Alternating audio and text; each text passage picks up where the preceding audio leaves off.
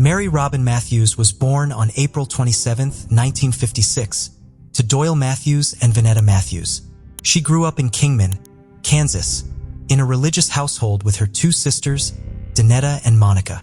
Known for her vibrant and carefree personality, Robin preferred to go by her middle name. She was friendly and loved spending time with others.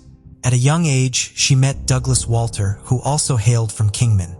They married in 1974, and Robin became Mary Robin Walter. Soon after, they had their daughter, Pamela. With dreams of being successful, Robin and Doug moved to Great Bend, Kansas 2 years later. They settled in a mobile home in the rural area of Great Bend. Doug had planned to pursue a career in insurance but eventually gave up that profession and instead went to work at his uncle's service station. Meanwhile, Robin enrolled herself in college to pursue nursing due to her fondness for helping people. Along with her studies, she also took up a job at the Great Bend Manor Hospital. For 4 years after moving to Great Bend, Robin was enjoying life at ease. On one side, Robin was raising her daughter alongside her husband, Doug, who was exceptionally supportive. Then, on the other side, she was really excelling in both her studies and work. However, she had no idea that her life was going to hit an abrupt stop very soon. January 24, 1980 was a regular winter morning for the Walter family when Doug headed off to work. The first red flag came that same morning when Robin missed her afternoon nursing class, which was extremely unusual for her. The situation got weirder when Robin did not pick up their daughter, then 5-year-old Pamela, from the babysitter's house at 3 p.m. like she was supposed to. Unaware of these events, Robin's husband Doug went to a private club to hang out with 2 of his friends after finishing his work hours.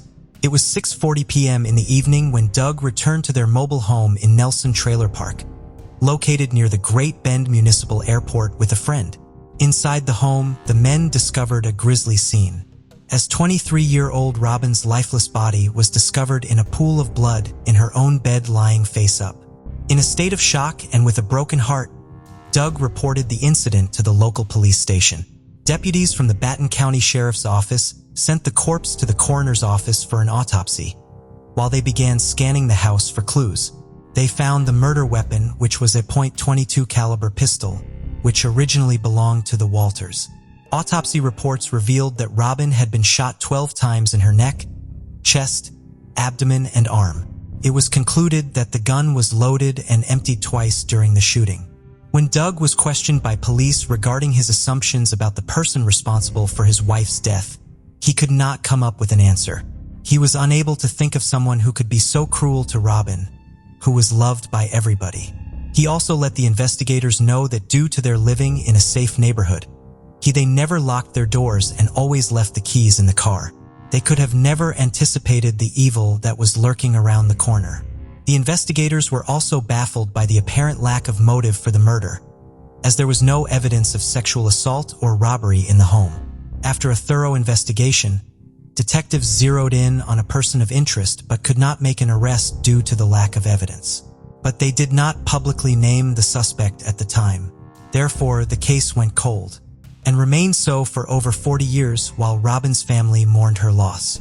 For decades later, in April 2022, while recovering from COVID, Detective Sergeant Adam Hales from the Barton County Sheriff's Office reopened the Gold case. After taking a fresh look at the case, Detective Hales discovered some incriminating information, some of which had been overlooked in the original investigation and some of which was added at a later date. As additional investigators joined Detective Hales on the case, the team started interviewing multiple witnesses across the country who were involved in the original investigation. The Kansas Bureau of Investigation also joined to assist in the investigation. In October 2022, after building a case based on the newfound evidence, detectives submitted the case to the attorney of Martin County Courthouse for review. After approximately 4 weeks of review, an arrest warrant was obtained for the murder in a second-degree charge on the suspect, who was finally identified as Robert Hanks. Hanks was a neighbor of the Walter family at the time of Robin's murder. It was still not clear why Hanks became a person of interest in the first place, but he definitely had a long criminal history. Just a year after the murder, Hanks was arrested and charged with rape, aggravated battery, aggravated robbery, and aggravated burglary. He was convicted in 1983. and served about 10 years before being paroled in 1993. Detectives concluded that Hank, who was 25 at the time of Robin's slaying, broke into the Walter home and gunned down Robin on the fateful evening of 1980. On December 8, 2022, Barton police arrested now 68-year-old Robert Hanks from Oxford, Kansas. This arrest is the oldest homicide arrest in Kansas history. Hanks is being held in the Barton County in lieu of a $500,000 bond. Sadly, many of Robin's family members could not see this day. Robin's mother passed away in 2012, and her father soon followed in 2015, while Doug passed away just a year earlier in 2021. Robin Walter's daughter, Pamela Walter Cooper, told the media that the family had always suspected Hanks of her mother's murder, even though he was not convicted of it until this year. She further expressed that she is curious to know if he is remorseful for his actions. However, even if that is not the case, she personally had forgiven him a long time ago. Before we proceed, I've got an exciting surprise for you. We've launched a brand new channel dedicated to intriguing content such as old historical mysteries, cold cases, and particularly chilling horror stories perfect for bedtime. Drop a comment letting us know if you're a fan of horror stories or not. You can find the link in the description below. Let's find out who will be the first to explore it. Alright, let's dive back into the video. Akia Egleston was born on September 6, 1994, in Baltimore, Maryland, where she grew up. Her mother, Latina Wilkinson, raised her as a single parent until her stepfather, Sean Wilkinson, came into her life. Akia formed a close bond with Sean since her biological father was absent. Sean worked at the Department of Labor. From a young age, Akia was known for her bubbly and feisty personality. She always prioritized others over herself and was a beloved friend to everyone she knew. Her stepfather described her as someone who was universally adored and eagerly anticipated by others. Despite her small size, Akia actively participated in various activities, with dancing and singing being her favorites. She absolutely loved and put all her energy into dancing and entertaining people. Her happiness seemed to have faded away in 2012 when Akia's mother passed away from cancer when Akia was only 17. Having a close bond with her mother, Akia felt lonely after her demise, prompting her to be rebellious against her stepfather. However, over the years she picked up the pieces of her broken heart and learned to cope with her loss. Whom Akia considered her own father was there for her through all of this. At the age of 20, Akia gave birth to a beautiful daughter. Despite being so young, she was a great mother to her child. Even though the child's father wasn't in the picture, she took all the responsibility as a single mother. She was always seen playing, dancing, and goofing around with her daughter. In 2017, at the age of 22, Akia became pregnant again, and this time with a boy. Weirdly enough, she decided to hide the identity of the unborn baby's father from her family. Nonetheless, Akia was thrilled to have her second baby. However, the pregnancy was not easy for her. The pregnancy was considered high risk due to her baby lying in a breech position inside her womb. While her due date was in June 2017, by May, 8-month pregnant Akia could barely walk. She was on bed rest and under the surveillance of the doctors at a Baltimore area hospital where she sought medical help on a regular basis to monitor the pregnancy. Despite these difficulties, she did not want to be a burden on her family and lived in a shared apartment at 606 Cherry Crest Road in the Cherry Hill section of Baltimore. To celebrate the pregnancy before her difficult delivery, Akia, along with her family, planned a baby shower that was scheduled for May 7th. For months, Akia planned for this event and had even put down a $900 deposit. The last update before her baby shower and gender reveal party her family had was on May 3rd. Akia was planning to get her hair done on that Friday, and she was supposed to pick out her and her daughter's dress. As expected, she was really looking forward to the party. On the scheduled date of May 7th, while friends and family gathered for the party, Akia was nowhere to be seen. Her family began to get concerned when she did not arrive even after 2 hours. Fearing that there might be a medical emergency, Akia's family went to her apartment to check on her. Unfortunately, she was not there either. Family members and friends then searched the area surrounding the residence but came up with nothing. After waiting for a few more hours, the family reported her missing to the local authorities. When detectives from the Baltimore Police Department arrived at Akia's residence, they found no signs of forced entry into the apartment. Family members told the investigators that certain items were missing from the apartment, including clothing and a dresser, but other old furniture and kitchen items were left behind. Oddly enough, on the drywall in Akia's room, 3 triangle-shaped punctures were discovered. As the investigation moved forward, detectives tried to find clues about her whereabouts. When they pulled the data from her phone, they discovered that shortly before her disappearance, Akia wrote on her Facebook wall that she missed her mother. Detectives also learned that May 3, 2017 was the last time anyone had heard from her. Akia exchanged messages with one of her friends telling her that she was moving to a new place with her unborn baby's father, whose identity was still hidden from the family. Where Akia could be seen withdrawing money on May 3, 2017, at around 12:52 p.m. Wearing a green t-shirt and black joggers, Akia made a $450 cash withdrawal from her account. Based on a message on Akia's phone, detectives theorized that the money was for the down payment of her new place. This was the last time when the expectant mother was seen alive. Detectives were not considering the theory that Akia was in any kind of danger. Instead, they believed that she moved away on her own. Yet Akia's family was adamant that there was something wrong, as they were sure she would never abandon her daughter like that. The family further insisted that with her pregnancy, it was practically impossible for her to move the furniture alone. However, authorities failed to find anyone that helped her with the process. Authorities also put out an alert to local hospitals as Akia, who would have needed the help of doctors to deliver her son due to her high-risk pregnancy. But no such cases were ever reported, leading Akia's whereabouts to remain a mystery. As time passed, detectives started to consider the possibility of foul play. Detectives questioned many people, including her friends and family, but no leads were found. The unborn baby's father, who was supposed to move in with Akia, was also interviewed. However, the police neither revealed his identity nor declared him a suspect. Akia's family held a vigil for her approximately 6 months after her disappearance, outside of her former apartment. As they were cleaning up, a friend spotted a bank card belonging to Akia underneath the brushes near the front door.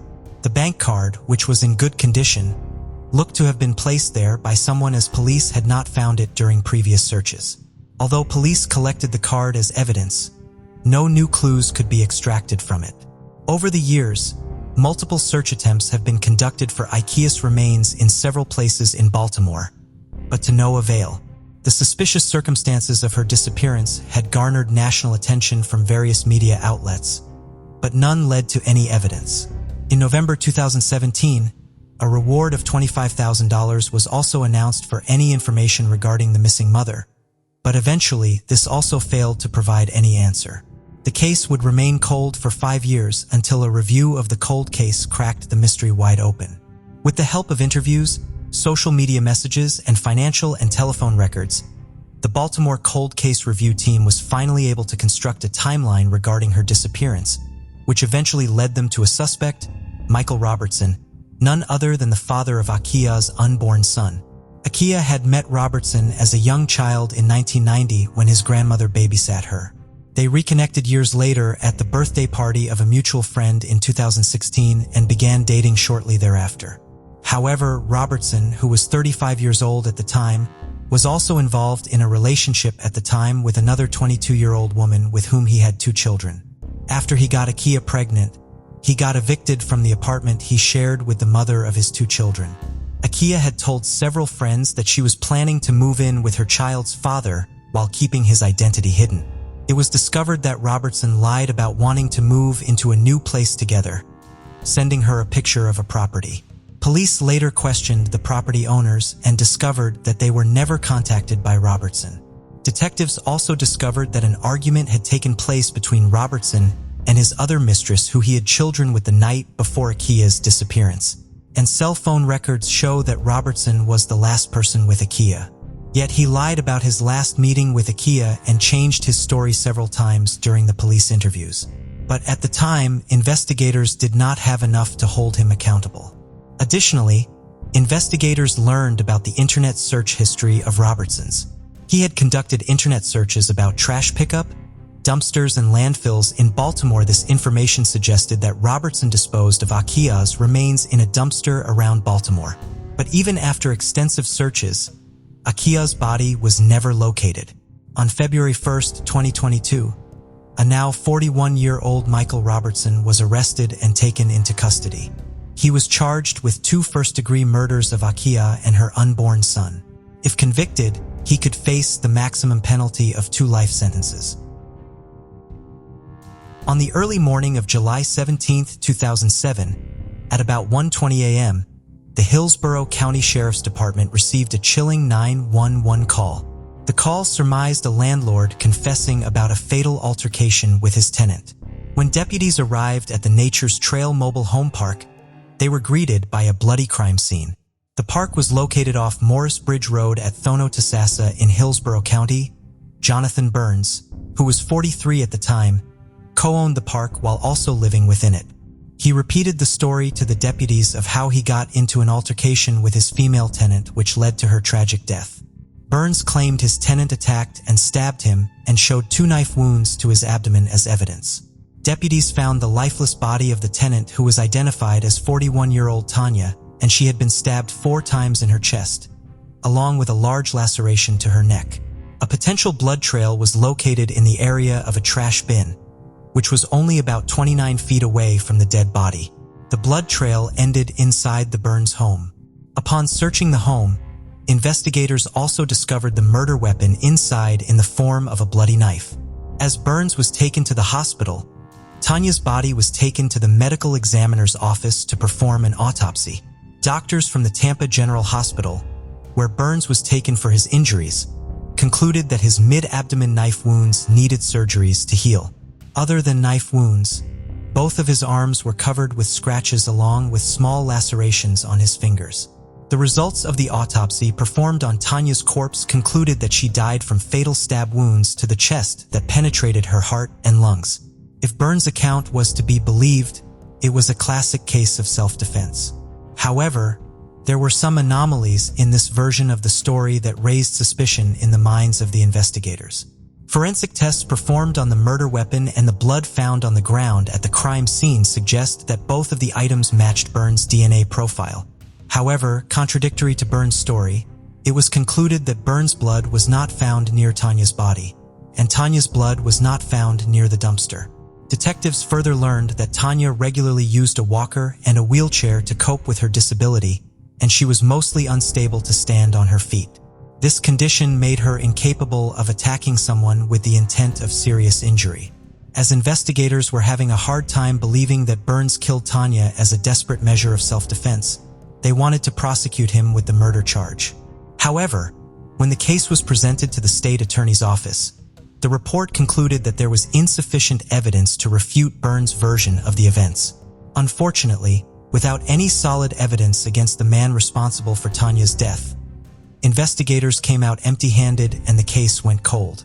It would take 14 years for the mystery to be solved. Last year, in 2021, the Hillsborough County Sheriff's Department Cold Case Unit began reviewing the case in the hopes of finding new clues. After closely looking at all the circumstantial and physical evidence, a detective went to Burns' home on January 14, 2022 and interviewed him about the events surrounding Tanya's stabbing. Once again describing the details of that fateful night, Burns told the detective that he had been drinking heavily that night when he heard Tanya yelling at him. At first, he walked to the laundry room to close it, then made up his mind to confront her. He claimed that he walked over to her mobile home and Tanya punched him in the stomach. Burns said he did not notice anything at the moment, but soon panicked, realizing that he was bleeding. He further said that Tanya was not armed with any type of weapon and never took his knife, yet he said she had somehow stabbed him. Apparently, detectives could tell that Burns was lying. However, as they started to strategize as to how to build a strong case, they got an unexpected breakthrough. More than a week after that interview, a witness contacted the sheriff's office, saying that she had information on a cold case from 2007. During an interview with a detective, The witness said that Burns had approached her in the mobile home park just after the detective left on January 14, 2007, and told her that he knew he did something wrong. He further claimed that he was confessing because he wanted to face it. The witness also said that Burns told her he knew Tanya was disabled at the time of her demise. The witness said Burns provided her with a signed letter containing the details of the incident, which she passed on to the detective. Just 2 days later, the police department reviewed one more call from the witness. The witness said that this time Burns had approached her and told her he wrote the letter in an attempt to prove that he was acting in self-defense, as he figured he would get less time for a self-defense case rather than a first-degree murder. However, the witness also shared that Burns told her that he did not regret killing Tanya as she only got what she deserved, indicating a hatred towards the deceased woman. On January 28, 2022, the witness gave the detectives a second statement, allegedly written and signed by Burns, but it contradicted the first statement. There were many discrepancies between what was contained in the letter and what he was telling the witness verbally too. In February 2022, the witness contacted the detective yet again and said that Burns had given her yet another statement after she confronted him with the contradictions between the letter and his verbal account. During the confrontation, the witness's son was also present at the scene, and they both asked Burns how he was stabbed. That he noticed Tanya while walking to the laundry room. Intending serious harm, he returned home to get his knife before walking over to talk to her. Burns said an argument led to them fighting over the knife. And when Tanya tried to go home, he stabbed her several times and cut her throat. He then stabbed himself in the stomach after the incident to frame a self-defense scenario. Burns went on to provide the witness with a third written statement, saying it contained the truth. Burns ended the letter with an admission that he already had hatred in his mind towards Tanya, which prompted him to deliberately hurt her that night and ended up killing her. The details in the third statement were consistent with evidence collected at the crime scene. According to the affidavit, and investigators matched a latent fingerprint on one of the statements to Burns. In a statement he said, "This was a terrible tragedy that I am responsible for. I wish I could change it." Whether the remorse was fake or not, on February 3, 2022, authorities took him into custody and charged him with Tanya's murder, dragging him to the path of justice he should have faced long ago. Janet Ferris, 69 years old, was a mother of 2 and a grandmother of 5. On October 1, 1992, she left her home in Mill Bay on Vancouver Island to drive to Innisfail, Alberta, for her niece's wedding. She stayed at her sister's house in White Rock, British Columbia, on the first night of her journey before continuing onward. 2 weeks later, Janet's family received a call from relatives in Alberta asking why she hadn't shown up for the wedding. Janet was missing, and the investigation started 2 weeks late. The last transaction on Janet's credit card was at Tappan Esso Serve and Grocery near Salmon Arm, British Columbia, where she bought gas. Her family searched the highways in the area, and volunteers combed the ditches along them. The Royal Canadian Mounted Police was in charge of the aerial search, using helicopters to search for Janet. No sign of her or her car was found. Griffin Lake is just off the Trans-Canada Highway, roughly 18 miles west of Revelstoke. The Wawrinka family operates Griffin Lake Cabins and Resort on the northwest end of the lake. On August 20, 2019, some of their guests asked them about an incident they had recently heard about that had occurred 10 years earlier. They had read an article online about 2 teenagers who had been awarded the Governor General's Award for Bravery after rescuing a family whose van had gone into Griffin Lake in June of 2009. The guests asked the Wawrinkas if their van was still in the lake. The Wawrinkas did not know because they had not owned the cabins at that time. They sent their 13-year-old son Max out on the lake with the guests when they took their boat out to investigate. Approximately 10 feet offshore, the group did see what appeared to be a vehicle roughly 15 feet below the surface of the water. They assumed that it was the van from the 2009 accident, and their curiosity was satisfied. The guests left later that day. The following day, August 21st, a Royal Canadian Mounted Police officer came out to the cabins to have a picnic with relatives of his who were staying there. The topic of the search for the van in the lake came up, and Nancy Wawrinka, Max's mother, asked the RCMP officer why the vehicle had never been removed from the lake. He told her that it had been. He then told Nancy to make a report about the vehicle in the water. 2 RCMP officers came out to the lake to investigate. Since Max had seen the vehicle, they took him with them when they went out on a boat to see it for themselves so that he could show them where it was. The vehicle was not visible from the boat that day, however, and swam down far enough to take a video of the vehicle with his GoPro to show the RCMP officers. 3 days later, the vehicle, a 1986 Honda Accord, was pulled from the lake. Inside the car were the remains of Janet Ferris. To help deal with their grief and the uncertainty they felt as a result of Janet's disappearance, her family had spent the previous almost 27 years believing that she must have run off the road, trying to avoid hitting an animal, or after falling asleep at the wheel. Where Janet's car was found obviously supports this theory, but further physical examination of the car and the lack of damage indicative of the car having been hit by another vehicle before going into the water also led the RCMP to announce that they did not believe that any criminal actions were involved in the accident. The Trans-Canada Highway runs right alongside the lake in the area where the car was found. Today, there are concrete barriers to help prevent cars from going into the lake, but they were not there in 1992. The road was also much more narrow than it is today, so Janet's car could have rolled down the hill into the lake, even if it had gone off the road even slightly. The Ferris family and the RCMP have both expressed respect and gratitude for Max and the role he played in finally solving the mystery of what happened to Janet.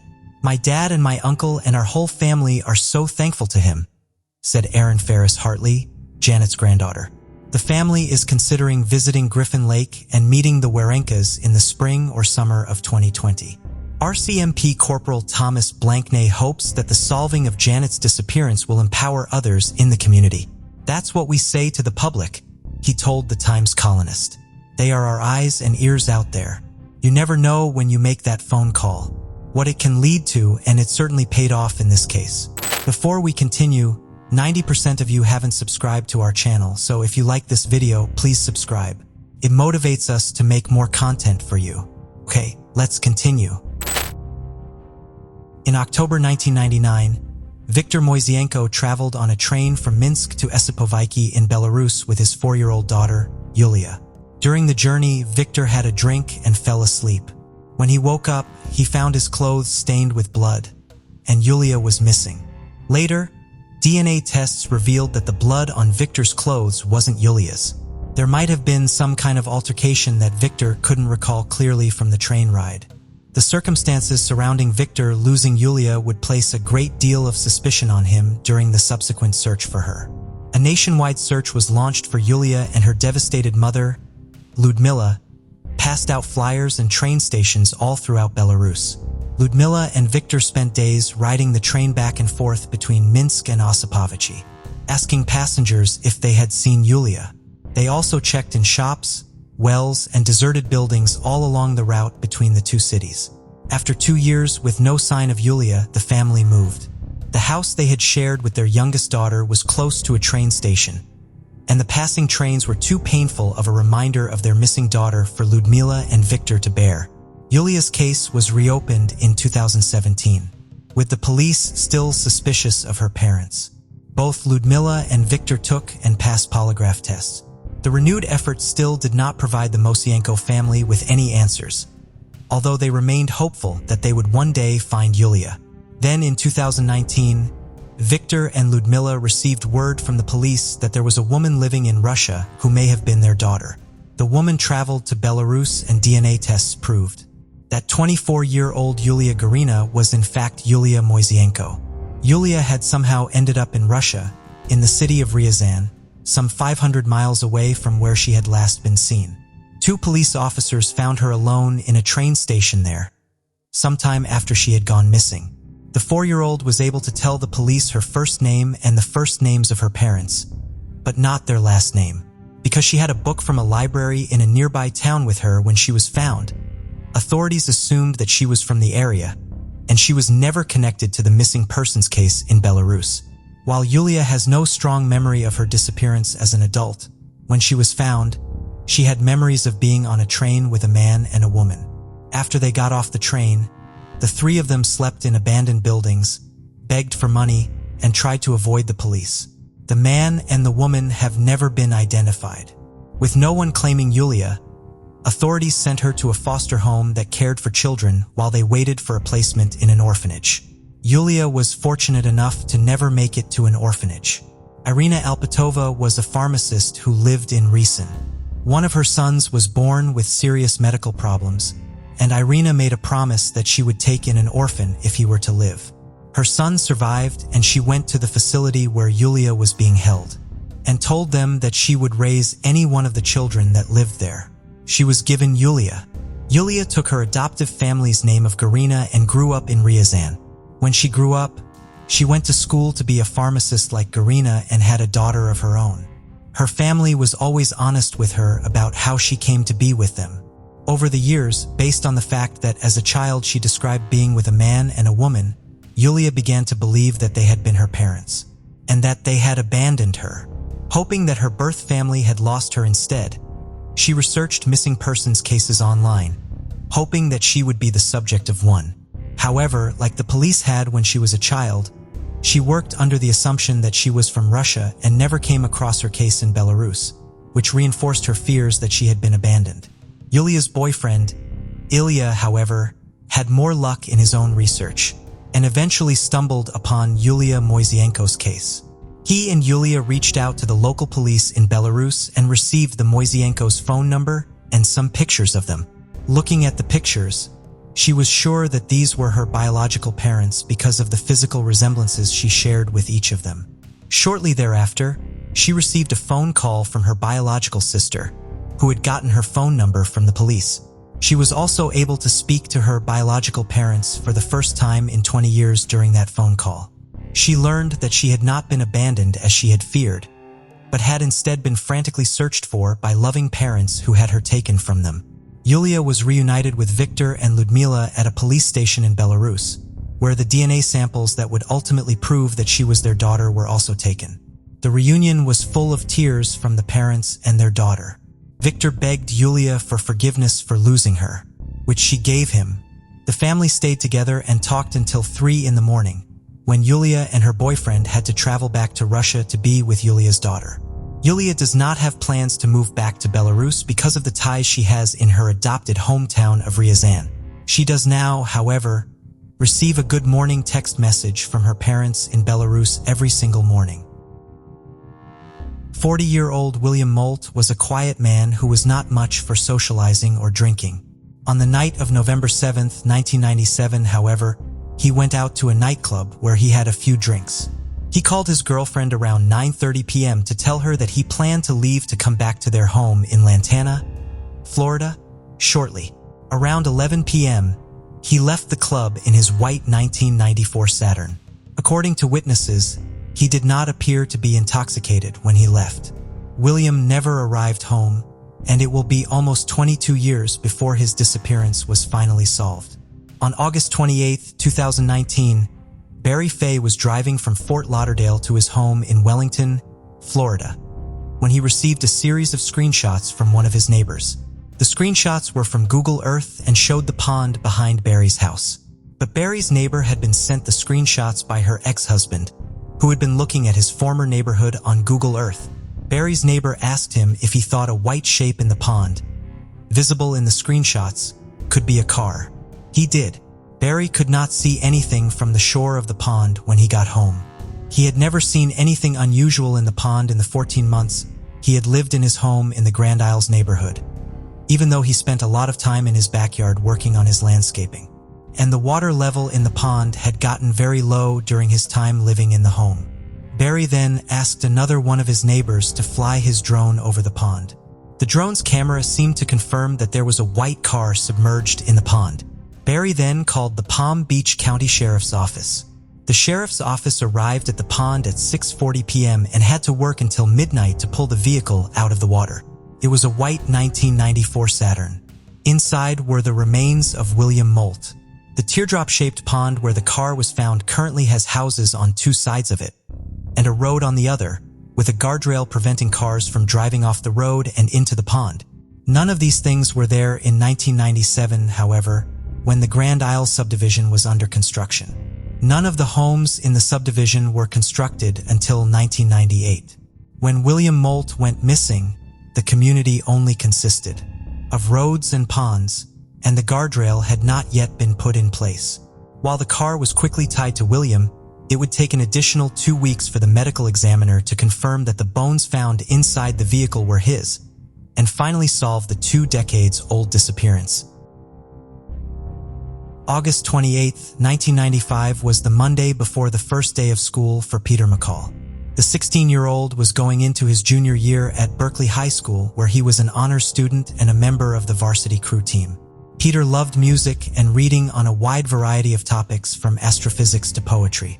Peter's mother, Susan, had asked him to go to breakfast with her at Fat Apple's restaurant, a local establishment in Berkeley, California, but he had turned down the invitation. Around 9 a.m. that morning, he told his younger brother Joseph that he was going to take a bus to Cody's Books, a bookstore on Telegraph Avenue, and he left the house. He never came home. When Peter had not returned by 11:30 that night, his family reported him missing. Missing flyers with Peter's picture soon were up all over Berkeley, and Peter's friends and family had canvassed the city streets. On the Saturday following his disappearance, more than 100 volunteers searched the various parks in the East Bay Hills. The most promising clue came from a bus driver who said he saw Peter board his number 43 bus the morning he went missing. He claimed that Peter asked him for directions to Montclair and for the time. The bus driver saw him speaking to a young woman with red-streaked hair. Peter got off the bus in downtown Berkeley to transfer to the number 51 bus to get to Montclair. The young woman stayed on the bus. Peter's family is unaware of any reason he may have had for wanting to go to Montclair. The bus driver also claimed that he had seen Peter later that day in Montclair while he was on his lunch break. Peter was with a young man who was clean-cut and had an English accent. Peter approached the bus driver to ask for change. Peter's older sister Rebecca is slightly skeptical of this second sighting. Rebecca and her father were able to confirm at least one detail of the bus driver's account of his first interaction with Peter, the identity of the girl with the red-streaked hair. She turned out to be a teenager named Nicole who coincidentally also went missing that day. However, she turned up after 3 days, having run off to Southern California with a boyfriend, and had spoken briefly on the bus because they had recognized each other from school. They were acquaintances and not friends and only spoke briefly, so Nicole had no information on where Peter was going. A cab driver came forward, claiming to have driven Peter to the Oakland airport with a teenage girl. Peter's family extensively searched flight records to see if Peter had boarded a plane that day. They could not find any indication that he had, so this tip is generally considered to be a misidentification. 2 sightings of Peter place him still in Berkeley later that day. An employee at a Goodwill in downtown Berkeley believes Peter was in the store that day and purchased a shirt. The employee recognized Peter because he had shopped in the store before. 2 girls who went to school with Peter were sitting in a bus stop around 4 p.m. and believed they saw him sitting in the back of a passing number 43 bus. This would have been the line that Peter needed to take home, but he was past the stop he needed to get off at in order to get there. Several religious groups had been recruiting around the campus of the University of California, Berkeley, where Peter's father was a professor of environmental studies in 1995. According to Peter's family, he loved to read about and discuss topics such as philosophy and religion. He was known to stop and talk to and debate with people about their beliefs. Peter's family got in touch with several support groups for parents whose children had joined some of these groups. None of their research ever found any proof that Peter had left to join one of these communities. Peter did not seem prepared to leave for more than a few hours, as all he had with him were the clothes he was wearing. $100 in cash was found left behind in his desk. Peter had recently passed his driver's test, but his license had not come in the mail yet. Would not arrive at his house until a few weeks after his disappearance. If he had planned on running away, he may have needed cash and an ID to facilitate his travels. The McCall family no longer lives in Berkeley. Peter's brother lives in San Diego, and his sister and parents live in Washington State. The family still actively investigates Peter's case, checking online databases, keeping in contact with the police in Berkeley, traveling to different states, and meeting with members of various religious groups Peter may have joined. While they have so far been unable to find their son, Peter's parents have used their experience to try to help others. They run a 3-bed respite foster care facility out of their home in an effort to help troubled teenagers like the ones they encountered while searching for Peter. Janelle Bradford was a 17-year-old honors student at Wilkinsburg High School in Pittsburgh, Pennsylvania. She was quiet but funny and social but focused on her studies. She had a love for basketball and attended Bible study at a local church. Janelle's father had never been a part of her life, and she had lost her mother when she was just 5 years old. Her mother passed away from cardiac arrest following an asthma attack. Janelle was therefore raised by her maternal grandparents with whom she was very close.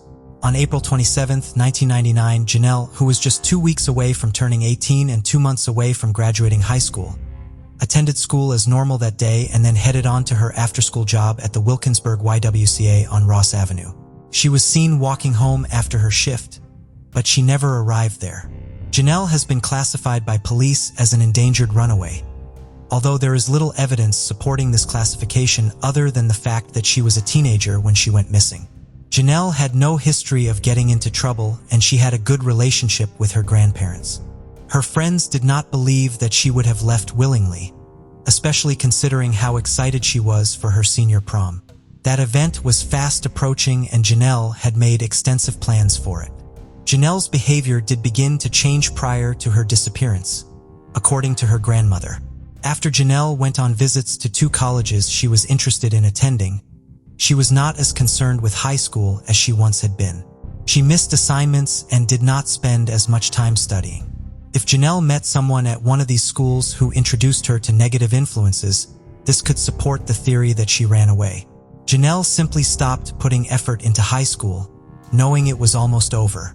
As it stands, we do not have any proof that Janelle ran away, and the possibility that something happened to her on her walk home that night in April of 1999 still exists. In 2016, an age-progressed image was released to show what she might look at age 35. Her case remains open. In May 1994, 18-year-old high school senior Clea Hall, known as Clea to her friends, lived with her family in Pine Bluff, Arkansas.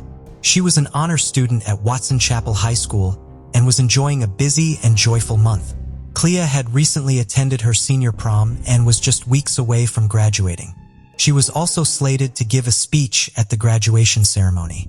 Clea had big dreams of becoming a pediatrician and had been accepted into the pre-med program at Tennessee State University in Nashville. Outside of her studies, Clea had earned a summer internship at a pediatrician's office in Boston due to her outstanding academic achievements. To help cover the costs she would incur traveling to Boston and to help pay for her college classes in the fall, Clea had wanted to work part-time. A friend of hers had a job doing clerical work for a local nonprofit that supported local in-home daycares. When she needed to leave the position, she had told Clea about it. The friend's employer was a man named Dr. Larry Amos. He ran his nonprofit out of an office in his home, which was only a few blocks away from where the Hall family lived. When Clea told her parents about the position, they were open to her accepting it because it was in their neighborhood. They agreed to let Clea take the job as long as it did not interfere with her schoolwork or her obligations to their church. Since Clea did not have her own car, they also insisted that her mother drive her to and from work because they did not want her walking alone, especially when she was coming home in the evenings. On May 9th, as a senior, Clea was let out of school early.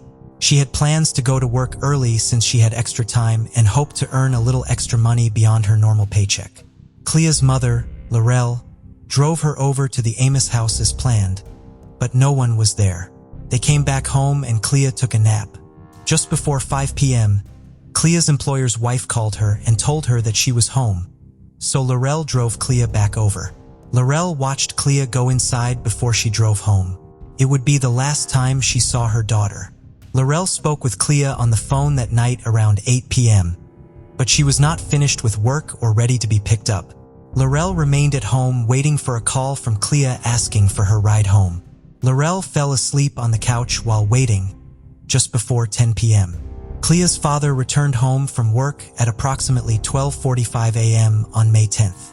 He saw his wife sleeping on the couch but did not wake her up until after he went into Clea's room and saw that she wasn't there. The Halls called Dr. Amos right away. Clea never worked past 10 p.m. And according to Dr. Amos, she had signed out on her timesheet at 8:30. The Halls waited up all night for Clea, hoping that perhaps she had gone to a party in her first real move of serious teenage rebellion. When she was not home by morning, they called police.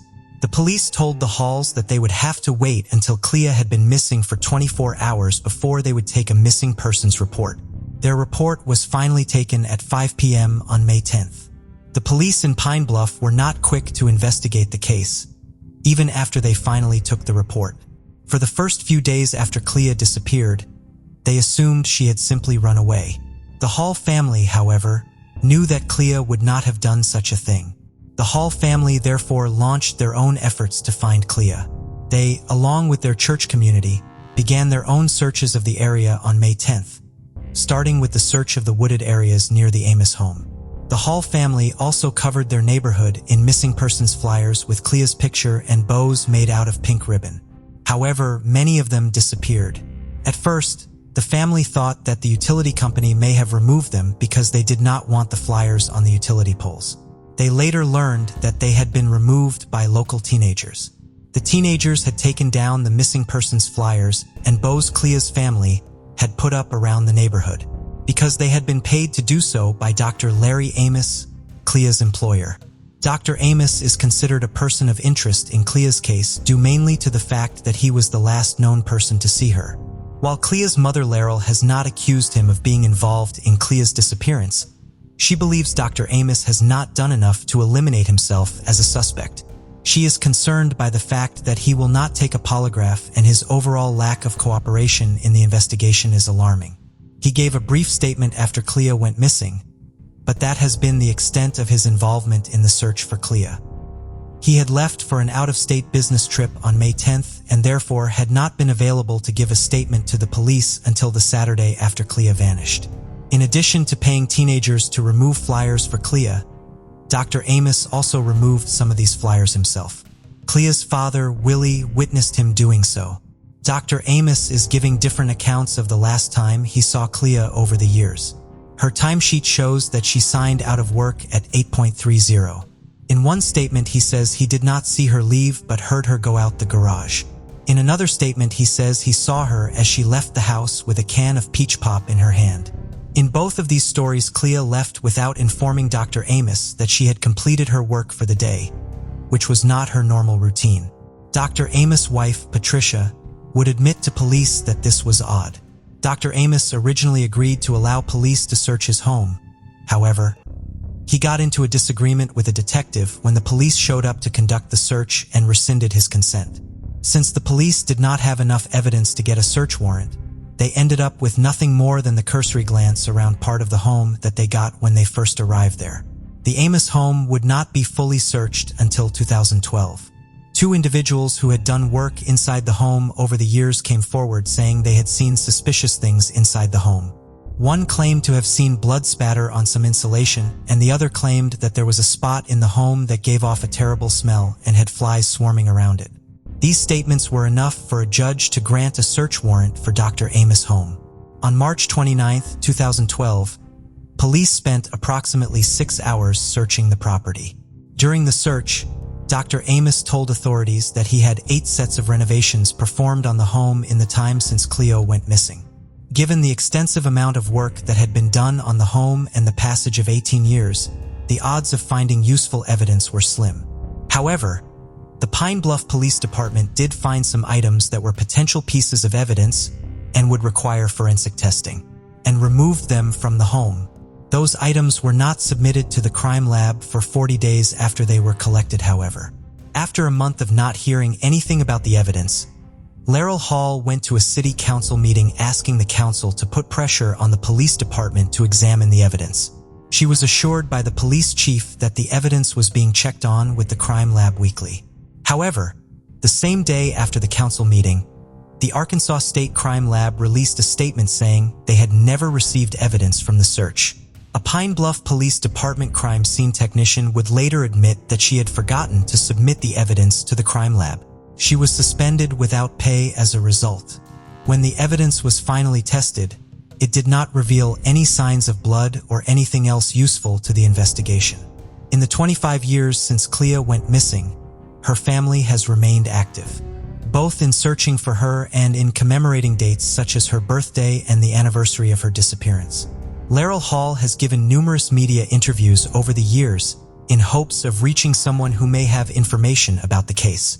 Clea is now an aunt, and her 3 nieces all have a portion of her name in theirs.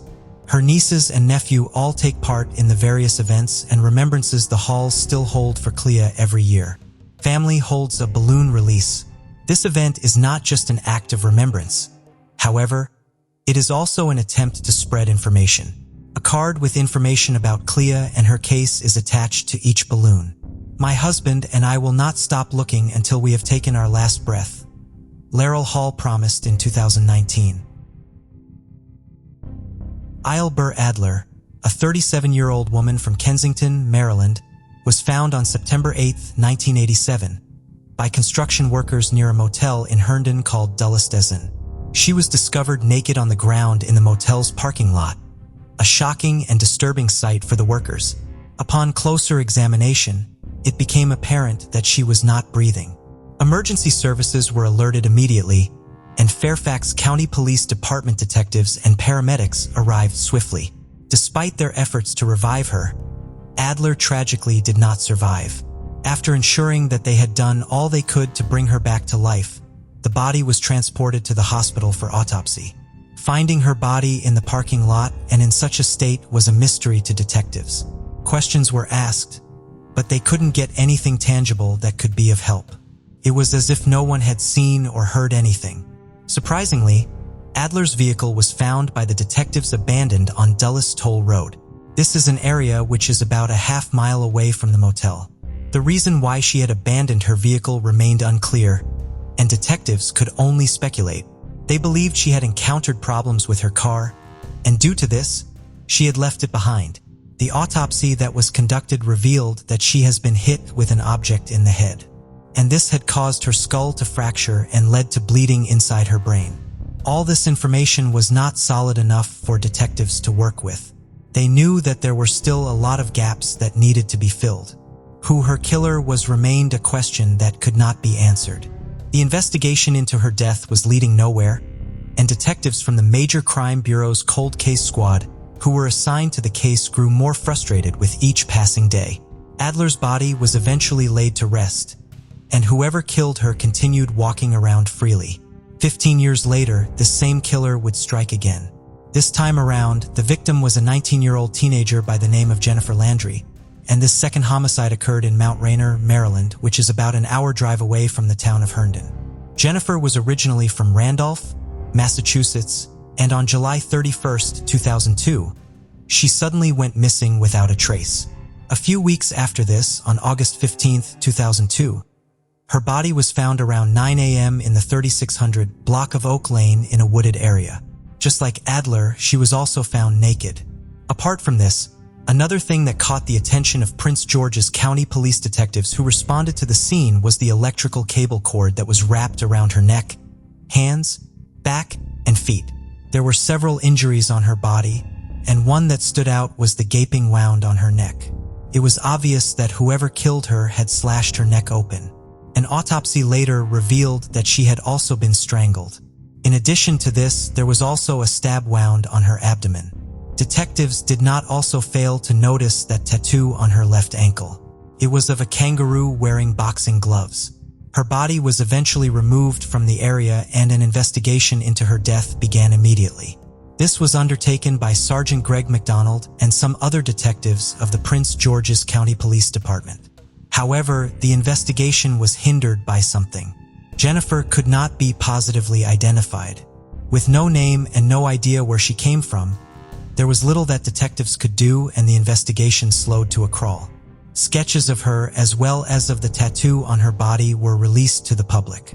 She was described by the police as a white blonde with blue eyes and a height of 5 feet 5 inches. All of these were done with the hopes that someone would recognize her and come forward with vital information, but nothing came up. Things would remain like this until June 2005, when a police officer from Massachusetts recognized the kangaroo tattoo. He notified the Prince George's County Police Department of this, and through fingerprint analysis, they were able to finally confirm Jennifer's identity. It was a step in the right direction, but detectives were still in the dark about who her killer was. Nothing else came forth for a long time, and the case went cold. In 2010, the Mount Rainier Police Department received an unexpected letter that helped ignite renewed interest in Jennifer's murder. The letter had come from an inmate that was serving life imprisonment in the Red Onion State Prison located in Virginia. The name of the inmate was Charles Hellam. According to the content of the letter, he claimed to have knowledge about the death of Jennifer. This was enough to pique curiosity in the minds of detectives, and they wasted no time in pursuing what they felt was a potential lead. They met up with Charles in the prison where he was and tried setting up an interview with him, but much to their surprise, he declined to speak with them. It wasn't something they had considered would occur, and they had no idea what had prompted the sudden change. There was really nothing that could be done since they could not force him to talk. However, they busied themselves with unraveling as much as they could about him, and a look at his criminal history revealed that he had a really dark past. Charles was in prison for the murder of a 37-year-old mother of two by the name of Patricia Bentley. Before her death, she and Charles had been in a romantic relationship. To make ends meet, she worked as a bus driver for London County School. Her oldest son, who was named Anthony, was 16 at the time, while the younger one was only 8. Around November 2001, Charles moved into her house at Brookfield and began living there. This living arrangement would not last for long because the relationship hit the rocks. By January 2002, Charles packed his bags, moved out, and went on to live with another woman. However, for some reason, he left some of his clothes behind at Patricia's house and still occasionally went back there to make use of her treadmill. Patricia was obviously not pleased about this because at some point, she poured paint on his car during one of his such visits. On April 6, 2002, a friend of Patricia by the name of Alicia Robinson realized that she had not heard from her. The two had planned to go shopping on that day, and it seemed as if Patricia had totally forgotten. At the time, Patricia's two sons were spending the weekend at Rose Bentley's place in Centerville. Rose was Patricia's mother. When Alicia called Patricia's phone to remind her of the plan, she discovered that it was unreachable. This worried her, since it was unusual for such a thing to happen. She immediately called Patricia's mother at Centerville to inform her of the situation. After this, she got into her car and drove down to Centerville to pick up Anthony. She did this because she had a spare key to his mother's house. On getting back to Patricia's house at Brookfield, Theo lighted from the car and made their way to the front door of the house. This was unlocked by Anthony. In the bedroom, they found Alicia face down on the floor. Bruises covered different parts of her body, and the phone and extension cord that had been used to strangle her to death laid a few feet away. The autopsy that was later conducted on her also revealed that she had been hit in the head by an object. Charles immediately became a prime suspect in the murder. However, he denied having a hand in her death. He also claimed he had not seen her for a long time. The truth was eventually discerned with the help of forensic analysis. His DNA was found on her breast and abdomen. In addition to this, cell phone data placed him close to her residence on April 5th, which was a day before her body was discovered. With all these out in the open, Charles can no longer deny the truth. He was arrested on September 18, 2002 and locked up to await trial. The first trial ended up being rendered invalid before a verdict was reached. A second trial was also conducted, but it went the same way as the first. However, the third trial saw the jurors finding him guilty of first-degree murder, and on October 3, 2002, he was handed a life sentence. Detectives would also discover that Patricia's murder was not the only crime from his past. In 1966, he married a woman by the name of Denise Custis. However, the marriage did not last for long due to his habit of physically abusing her. At the end of 1996, she packed her bags and left him for good. But for some reason, he came after her the following year and beat her so badly that she ended up passing out and also suffered a fracture to her cheekbone. As if that weren't enough, he then took her in his car to a motel where they both checked in. But after seeing that she wasn't in a good state and was bleeding from the mouth, he drove her to the hospital for medical treatments. Charles was eventually charged with assault and kidnapping and served time from 1997 to 2001 in a federal prison in Lompoc, California. It was after this release from prison that he met Patricia and started a relationship with her. After uncovering all of these details about Charles's past, detectives were simply astonished. They did not doubt that he truly knew something about Jennifer's death. They felt that if anyone was to point them in the right direction about the murder, it was definitely going to be him. But since he had chosen to remain tight-lipped, they could only wait patiently and hope that he changed his mind. In 2017, almost 7 years after the first letter, Charles wrote another letter to detectives. The content was similar to that of the first one. When detectives reached out to him again, he refused to talk. This was a very frustrating period for the detectives as they felt they were being led in circles, but they did not relent. He initially refused to speak to our detectives. Prince George's County Police Chief Malik Aziz said, "Detectives didn't give up. They tried again to interview him in 2021. This time he agreed. A date was chosen for the interview, and in September 2021, Charles finally sat down to talk with detectives. During the interrogation, he held nothing back and revealed that he was the one that killed Jennifer. He told the detectives that he had picked her up from Washington, D.C. after she had agreed to sleep with him in exchange for some cash. He then drove her to Oak Lane in Mount Rainier, where he killed her and left her body where it had been found. After this confession, detectives knew that they had finally solved the case, but they could not help being shocked by what they had just heard. However, that was not all. Charles also hinted at the 1987 murder of Adler, who was found in the parking lots. However, he did not further elaborate on it. Jennifer's surviving family members were contacted and given the news that her killer had finally been found. In October 2021, barely a month after Charles's confession, detectives from Fairfax County Police decided to speak to him again. They wanted to know what he knew about the 1987 murder of Adler. When he was interrogated, he admitted to also killing Adler and even went as far as giving details that only the killer would have known. Detectives were stunned. They cannot believe their ears. It was a big day all around, Fairfax County Commonwealth Attorney Steve Descano said. "I was personally really happy and relieved and grateful that we can bring this to a close," he added. In January 2022, Fairfax County Grand Jury formally charged Charles with the murder of Adler. A week before this, Prince George's County Cold Case Unit detectives also issued an arrest warrant for him for Jennifer's murder. Sadly, both of Ige's parents died never knowing what happened to their daughter. Fairfax County Police Chief Kevin Davis said, "We hope this indictment brings some sense of closure to her surviving family members and friends," he added. Descano also said the following during a press conference that was held after Charles's indictment. "In a case like this, he's already serving a life sentence. He is not going to ever walk the streets free again. Barring some incredibly unusual circumstances out of our control, it's not about a sentence. It's my opinion that we have an obligation to a community, to the family of a victim, to really take these cases seriously and do them the same way. Because when the justice system is functioning as it should, and particularly crimes as serious as this one, our work is really more than about the length of the sentence. It is about what we say to the community and how the community feels." In December 2022, Charles pleaded guilty to the murder of Adler and was handed another life sentence. An agreement has been reached to transfer him to Maryland, where he will also plead guilty to Jennifer's murder. This would see him as being slammed with another life sentence. He is also expected to serve the remainder of his life sentence in Maryland.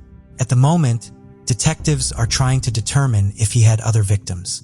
"We now know even more about the danger this killer presented to the entire National Capital Region," Davis said. "Now, we know he killed in '87. He killed twice in 2002. So we're working backwards now." Edward Goldsmith was born on July 11, 1965, in Greenville to Norman Bruce Goldsmith and Mary Frances Dean Goldsmith. He grew up with 3 sisters named Bernita, Sharon, Syria, and a brother named Tony. They all shared a loving and peaceful home environment. Edward spent his entire life in Greenville, and by the age of 47, he seemed content with his life. However, there was a secretive side to him that few knew about, even his family. He was involved in drug dealing with dangerous individuals, although the extent of his involvement was unclear. This hidden aspect of his life ultimately led to his untimely death. January 9th, 2013, started out like any other day for Edward. He woke up that morning without having any idea that it was going to be his last day on Earth. At some point during the day, he went to visit his niece, Shanita Goldsmith. Shanita was a family member Edward was particularly close with and was comfortable sharing details of his life with. After spending quality time with her, he bade her goodbye and took his leave. About an hour later, he called me back and was talking about the problems he was having. He said he was just tired of dealing with different people, Shanita said. After pouring out his troubles to his niece, he then hung up. That would be the last time Shanita would hear his voice. At around 10:06 p.m. on the same day, a 911 call was placed by someone who heard gunshots within the Crescent Landing apartment complex located at 1008 Whitehorse Road. A short while later, a second 911 call came in, and the person revealed that a black man was lying in the parking lot in the same area where the first caller had said that there had been gunshots. In a matter of minutes, deputies from the Greenville County Sheriff's Department got to the scene of the disturbance. And just like the second caller said, they found a black man lying on the ground of a parking lot. Upon getting closer to where he was, they realized that he was suffering from a gunshot wound and was barely alive. He was rushed to the hospital and officers were able to identify him. It was none other than Edward. My grandmother called and said my uncle had been shot and they didn't know if he was living or he was dead. Shanita said, "We immediately rushed to the hospital and at the hospital he was pronounced dead." She added, Edward's family members were devastated by this news. It was something no one had expected would happen to him. While the family were trying to come to terms with his death, the Greenville County Sheriff's Office Violent Crimes Unit was called to the scene of the crime to investigate the murder. In the course of their investigation, they were able to gather some vital information. From what they discovered, Edward had been killed by two men. The men had been at his apartment at around 10 p.m. and had gotten into an argument with him. This had escalated and the men pulled their guns out and shot at him before fleeing the scene. Finding the two unknown men became a priority for detectives, but they did not know where exactly to start looking. There were no surveillance cameras in the area that had captured the men's faces, and there was no one who could describe what they looked like. Searching for the men without solid information was like looking for a needle in a haystack, and detectives knew this. With no leads, the case grew cold. A funeral service was held for Edwards at the Watk mortuary, and his body was laid to rest. His family moved on with their lives, but with each passing day, they hoped that his killers would be caught. Within the blink of an eye, 9 years had gone by without any progress being made in the investigation of Edward's murder. According to detectives, a lack of sufficient evidence was one thing that had held back the investigation, but they held out hope that advancement in forensic science would help them solve the case. In February 2022, Edward's family was arrested for a murder. Detectives from the Greenville County Sheriff's Office revealed to the press that they had identified persons of interest in Edward's murder. However, the names of the individuals were not released to the public. Edward's family were also interviewed by the media around the time, and the pains his death brought still lingered in their hearts. To not know about what happened to our brother and who did it, that lingers on us very, very hard, Edward's sister Sharon had told the media at the time. Shanita also said the following about her uncle's murder case. "We all have hope that someday, because I believe in justice, that they'll solve the case and find out exactly who killed my uncle." In March 2022, the sheriff's office announced to the public that significant progress has been made in the investigation. Two brothers were revealed to have been behind the killing of Edwards. The first was 32-year-old Blesh's Dravius McKinney. He had been arrested and had been charged with the murder. In addition to this, he was also charged with possession of a weapon during a violent crime and criminal conspiracy. It's not clear exactly when he got arrested by the police. The second man was 29-year-old Deontay John Mel McKinney. Authorities did not have to look too far before they found him because he was serving a prison sentence at Kershaw Correctional Institution for a different crime. Deontay was also charged with the murder of Edward. After interrogating the suspects, detectives got to find out that they had killed Edward due to a disagreement over illegal narcotics. From what the detectives discovered, Edward had sold drugs to the men, but they had felt he had somehow cheated them. The McKinney brothers decided to meet up in an apartment complex and essentially lured Goldsmith there, where he was ultimately shot and killed. Greenville County Sheriff Hobart Lewis said, "Details on how exactly Detective Zarudin on the two brothers were not made public, but Sheriff Lewis pointed out that advancement in technology played a major role in helping to solve the case. Utilizing the various technological advancements, our cold case unit was able to piece together critical evidence that, along with new witness testimony, allowed them to identify the McKinney brothers as the responsible parties in Goldsmith's death," Lewis said. Betty Lou was born on June 2, 1955, to Stanley and Mildred Zukowski in Chickpea. Being an only child, she was cherished by her parents. At around 10 years old, she was in 5th grade at Ursuline Academy, an all-girls private Catholic school. Betty was known among her friends as smart, kind, funny, adventurous, and full of energy. "I first met Betty Lou at Ursuline Academy on Madison Avenue in Springfield, where we shared classrooms. Both of us were talkative and had a good sense of humor, though our jokes were sometimes misunderstood as sarcasm." In her free time, Betty preferred exploring her surroundings rather than playing with dolls at home. She had an insatiable curiosity and a naturally inquisitive mind. One of the places that interested her were some caves that were dug along the bank of the Chicopee River. Another place she was fond of exploring was Wesson Park, which was a small urban forest located at the corner of Wilbraham Road and Roosevelt Avenue. It was one of her favorite locations, and she would often take long walks with her friends around the area. Betty was enjoying every bit of her childhood and had no worries in the world. The future looked so bright for her, but things would take a dark turn. The disappearance on the evening of May 26, 1966. Betty was at home with her parents when the telephone rang. Betty answered the call and spoke with someone for a while. After the phone call, she told Mildred, her mother, that a friend had called and she was going to her place to get ice cream. Mildred did not object to this, perhaps because she was used to her daughter's wandering. In no time, Betty began to make preparations to leave home. She put on a green checkered blouse and a blue jacket. She also wore blue pants. On her feet, she had on white sneakers. After getting dressed, she said goodbye to her mother and left the house. This was around 6 in the evening, and that was the last time that her family saw her. If Mildred had known that her daughter would never make it back home alive, she would have never let her step out of the house. Minutes turned into hours, and Betty was still not back from her outing. Mildred and Stanley got increasingly worried, but kept on hoping that their daughter would step into the house at any moment, but that never happened. At around 11:15 p.m., they called the Chicopee Police Department and reported that Betty had not returned home. However, they told the police not to make a public statement because they believed that she had gone to stay with a relative or one of her friends. They went to the homes of friends and relatives which she normally frequented, but she was not there.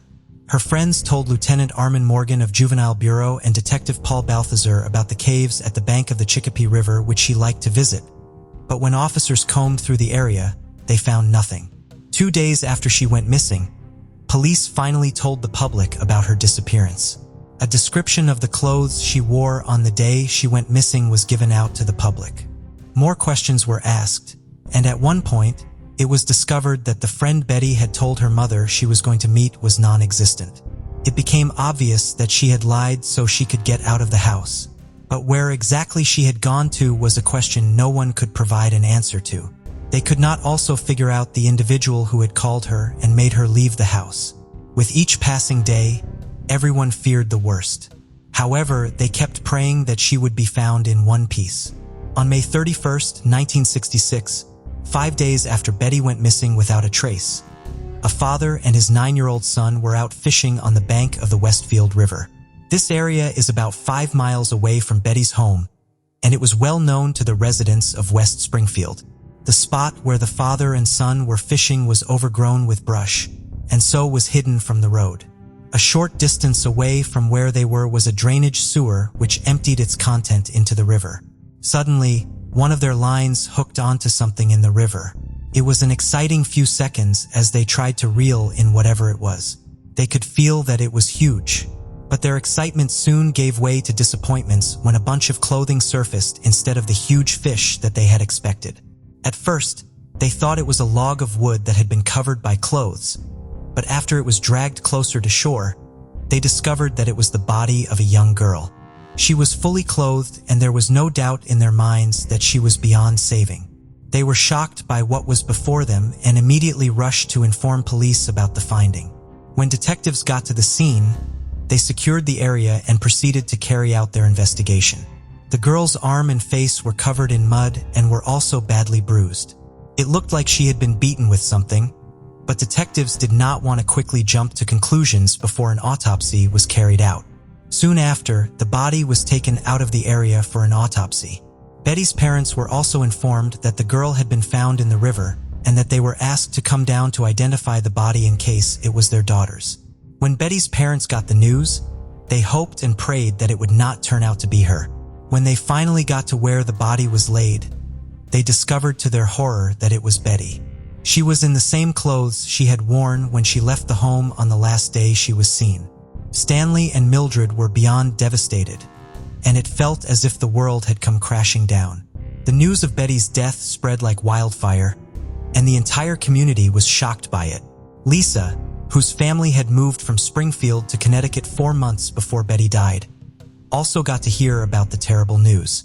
I learned of Betty Lou's murder about 4 days after the discovery of her body. My family was visiting Springfield. Our moms had planned a visit for us, and our parents must have been so overwhelmed by the unbearable, unexpected horror and grief that they did not think to inform us of Betty Lou's disappearance and death, Lisa said.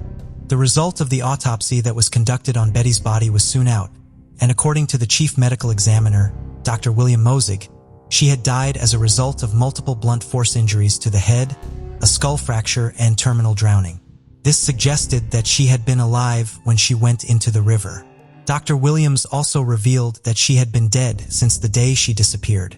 There was also no evidence to suggest that she had been sexually molested. In the end, her death was labeled a murder, and an investigation to find her killer began in earnest. The investigation was undertaken by the Springfield Police Department, and they were also assisted by the Chicopee Police Department. In addition to this, both the Hampton County District Attorney's Office and the Massachusetts State Police also partook in the investigation. Detectives took their time to search along the shore of the river where the body was found. Divers also got into the river in search of clues, but nothing came out of these extensive searches. The part of the river where her body has been found was 10 feet deep, but despite its depth at that spot, the river was generally a slow-moving one. Due to this, detectives speculated that it was unlikely that she suffered her injuries on the bottom of the river. This meant that her killer had badly beaten her up and dumped her body into the water. Detectives also believed that Betty knew her killer based on the phone call she had received before leaving the house. During the course of interviewing her friends, families, as well as classmates, detectives got to find out something very important. Betty had been seen talking to a man in a car sometime around 6 p.m. on the day she went missing. Detectives believed that she had gotten into the vehicle of this unknown man, and he had driven her to the area where her body had been found. Through the help of several eyewitnesses, a composite sketch of the unknown man was developed. In the drawing that was made, the man wore black framed glasses and was described by the police as being 17 years of age, 5'5", weighing between 125 and 135 pounds, and had black hair and brown eyes. He was also given the name Ralph, since this was a name that was mentioned several times by Betty's friends. At the time, Captain Harold O'Connor, who was the Chicopee Detective Bureau, mentioned that he had no idea if the individual existed, and if he did, they needed the help of the community in finding him. The sketch of the man was published in newspapers with the hope that someone would recognize him and come forward to give the police some vital information. June 2nd, 1966 was the day Betty would have turned 11, but it ended up being the day she was buried. A funeral was conducted for her at the Holy Name Church in Chicopee, and several of her as well as teachers from her school were in attendance. Many could hardly hold back their tears as the coffin containing Betty's body was lowered into the grave. Several weeks went by after this and Betty's killer remained at large. The investigation into the murder was leading nowhere and soon the case went cold. In 1980, Betty's mother Mildred accidentally fell to her death from the window of the house where she resided. Some believed that she had committed suicide. The following year, Betty's father Stanley also died from an unknown cause. He was 64. In November 1997, detectives from the West Springfield Police Department suddenly got information regarding Betty's murder, and this got them excited. It's not clear what the information was or how they came upon it, but a name kept coming up in the course of their investigation. The name was Donald Mars. Detectives tried to uncover as much as they could about Donald, and when they did, it was discovered that he had been convicted in May 1995 of having sexually molested 2 children. He was charged with forcefully raping a child and indecent assault and battery on a child under 14. For the crime, he was sentenced to 2.5 years in prison and was released on probation in June 1997. In addition to this, he was also listed as a level 3 sex offender. After detectives found out all this about Donald Mars, they intensified their investigation and interviewed several witnesses. However, the evidence that they had was not solid enough to link him with Betty's death. And once again, the investigation went cold. Around 2019, the Hampton District Attorney's Office Unresolved Cases Unit was informed. It was created to review homicides that remain unsolved in Hampton County and bring renewed attention to them. Shortly after its formation, the attention of detectives from the unit was brought to Betty's murder, and they took it upon themselves to solve the case. They began working around the clock by examining past evidence. Their investigation led them once again to none other than Donald. With time, it became clear that he was really the man they had been looking for all along.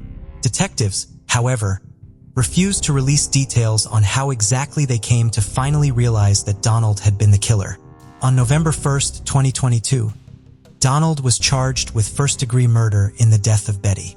He was arrested the following day at a Veterans Administration facility in Bedford, where he was living. On November 3rd, 2022, he was arrested for murdering a woman. He appeared in a Springfield court through a video call from a call at the Hampton County Correctional Center in Ludlow. The charges were read to him, but he maintained his innocence. He was ordered to be held without bail, and the case is set to be continued in May 2023. At a news conference which followed shortly after Donald's arraignment, Hampton District Attorney Anthony Galini said the following: "Sadly, Betty Lou's parents are deceased and will not see Donald Mars answer for what we allege he did to their daughter. My office has been in contact with Betty Lou's extended family members, one of whom was a pallbearer at her funeral in 1966. While this investigation will not bring Betty Lou back to her family or grant her the opportunity to grow into a healthy adult that she and every child deserves, it is for them and for Betty Lou that we embark upon this journey of seeking justice." Andrea Nabel, a 37-year-old single mother of 2 boys, resided in Louisville, Kentucky. She had graduated from the University of Louisville and worked as an analyst for Humana, an insurance company, until she was recently laid off.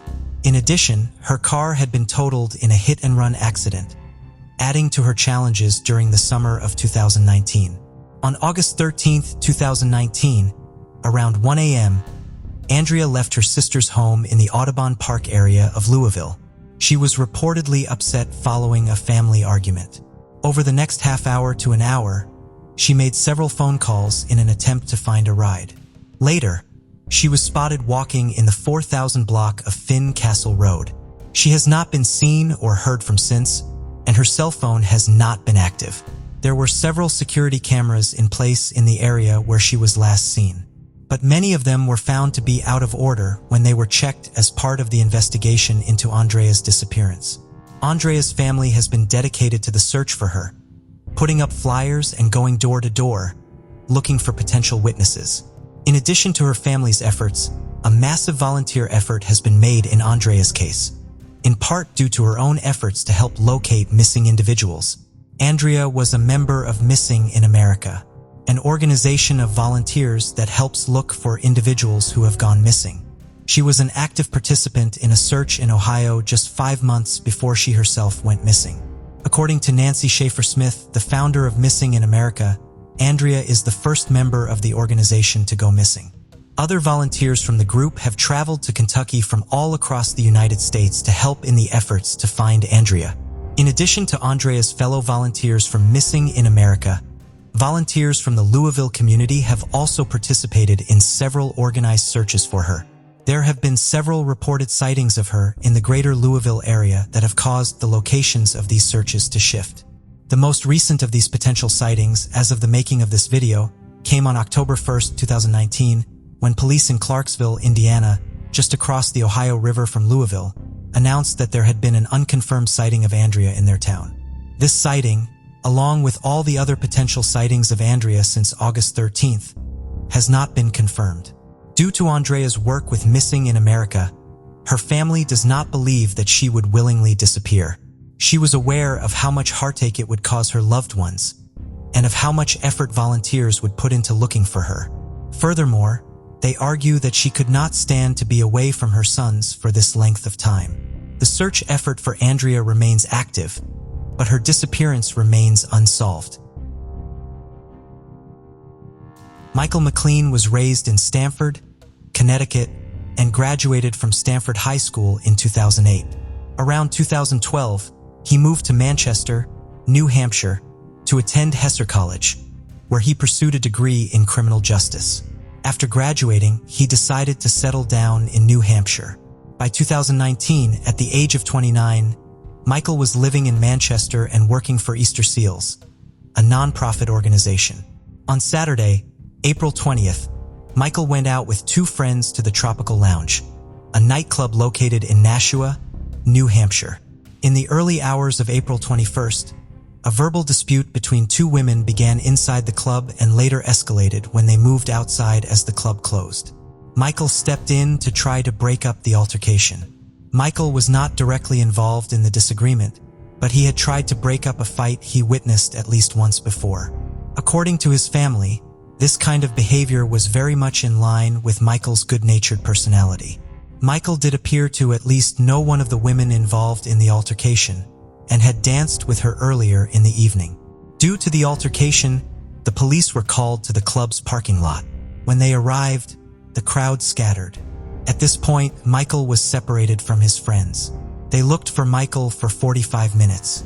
Michael did not answer their phone calls, and his car was still parked on Orange Street, less than a mile from the club, where he had left it earlier in the evening. Michael's friends then left to return to Manchester without him. Michael's best friend and roommate, Ben Harris, was not at the apartment he shared with Michael that weekend. He had gone to Boston to celebrate Easter with his family. He therefore was not there to notice that Michael never arrived home after his night out. He did notice when Michael never came home Sunday night. Michael's family took notice when he did not return phone calls from his mother and grandmother on Easter Sunday. His job took notice on Monday morning when the usually dependable Michael did not show up for work. He was reported missing to the police on Monday, April 22nd. There has been no activity on his social media or financial accounts since he went missing. According to police, Michael left the club at approximately 1:45 a.m. Mike placed a phone call to his boss, during which he told her, "They're after me," more than one. It would not have been unusual for Michael to call his boss if he were in trouble. He had a good relationship with her and had called her before in situations where he needed a ride or was having trouble with his car. The call disconnected after 2 minutes. Michael's boss immediately tried calling him back, but Michael did not answer. She sent him texts at 154 and 218, but he did not respond to either of them. She made one more attempt to call him at 225, but he again did not answer the phone. While Michael was not replying to his boss, his phone was sending out texts during this time. He sent a series of texts to one of his neighbors, but not all of them make sense. Michael's father believes that it is possible that at least some of these texts were the result of the text-to-speech function on Michael's phone, meaning that Michael did not mean to send the texts, but his phone transcribed words or sounds it recorded him saying. Eldridge is the name of a small side street not far from the tropical lounge that Michael may have run down while trying to get away from the individuals who were chasing him, but by the time he sent the text referencing it, he would most likely not have been near that street, because other evidence places him at a different location.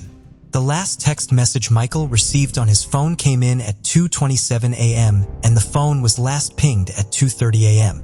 At this time, the phone was at a McDonald's on East Hollis Street, less than half a mile down the street from the Tropical Lounge. The police were able to confirm that Michael was actually at the restaurant through witness statements from McDonald's employees and an acquaintance of Michael's who saw him there, past 2:30 a.m., most likely because his battery had died. Surveillance footage next shows Michael at a Speedway gas station further down East Hollis Street. Inside the gas station, Michael asked if he could use their phone. It is unclear if he actually made a call there. Michael's father went to speak with the employee who had been working at the gas station that night, but he was not able to follow basic conversation or provide coherent answers to questions. Mr. McClean believed the employee had some sort of substance abuse problem.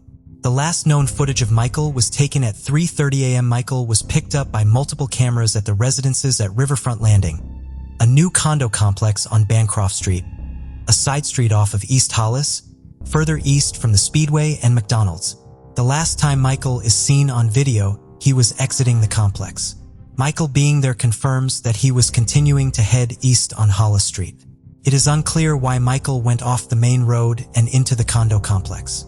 If he had stayed on Hollis, he would have had to go over a bridge, but the bridge did have a sidewalk and lighting, so he could have done so. Michael's father believes that his son may have walked into the complex to try to trick someone following him into thinking that he lived in the complex and was going inside his residence. The Nashua police claim that no one was following Michael that night, but his parents are not fully convinced of this. The fact that Michael told his boss that he was being chased right after leaving the club seems to indicate that he ran into trouble there. An ex-boyfriend of the woman Michael had been dancing with had reportedly been at the Tropical Lounge that night, providing a potential motive for someone to go after Michael. Given the fact that Michael was last seen on surveillance footage near a river, there is a possibility that he accidentally fell into the water, but this seems unlikely. There were multiple obstacles between where Michael was last seen and the river, including a dry well and a wooded area. Furthermore, Michael would have had to go up a grassy hill, slick from recent rain, in order to go towards the water. From there is a section of river rock and then a section of small boulders that Michael would have had to get over in order to get into the water. It is unclear exactly why Michael kept walking east on Hollis Street. Hollis is a main street and was relatively well lit, so if Michael was being followed, it would make sense for him to stay on that street. He may also have gone into the McDonald's because it was one of the few places in the neighborhood that was open 24 hours, and he felt safe waiting out the individuals who were following him there.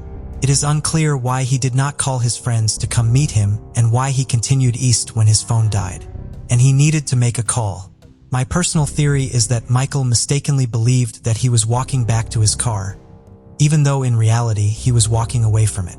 To get from where Michael parked his car on Orange Street to the Tropical Lounge, he had to cross a bridge over the Nashua River. Michael was not familiar with Nashua and had not spent a lot of time there. I believe it is possible that Michael may have asked someone on the street, or at the McDonald's, or in the Speedway, for directions on how to get to the bridge, not knowing that there was more than one bridge nearby.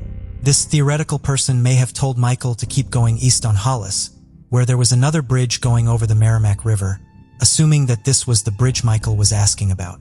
It was near this bridge that Michael was last seen on surveillance footage.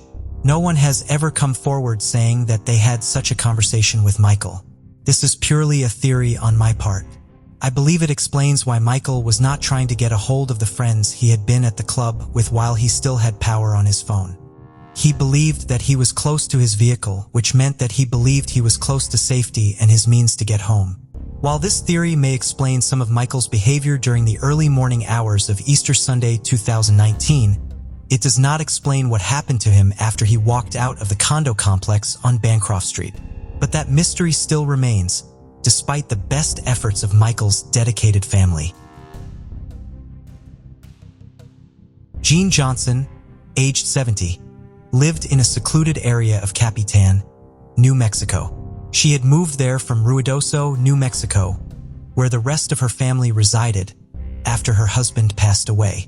Jean cherished her late husband's memory, wearing his ashes in a clear pendant around her neck and keeping her wedding band on. Even though he had passed away nearly 8 years earlier, she was reluctant to start dating again, despite her daughter Heidi's encouragement.